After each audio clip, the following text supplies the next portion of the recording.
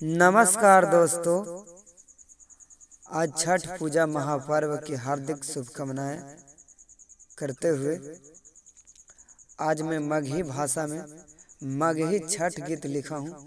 सिर्फ मुखड़ा ही लिखा हूँ। तो दोस्तों चलिए मुखड़ा की ओर। मुखड़ा कैसा है दोस्तों?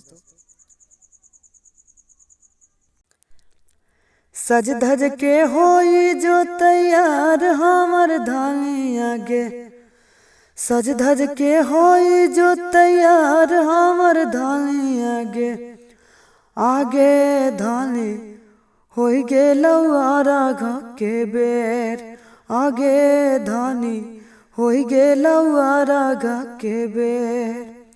सज धज के होई जो तैयार हमर धानी आगे, सज धज के होई जो तैयार हमर धानी आगे, आगे धानी होई गेलौ राघ के बेर, आगे धानी होई गेलौ राघ के बेर। तो दोस्तों ये गीत कैसा लगा? सिर्फ मुखड़ा ही लिखा हूँ दोस्तों। अगर ये फुल सॉन्ग चाहिए तो दिए गए नंबर पर कांटेक्ट कर सकते हैं। धन्यवाद दोस्तों।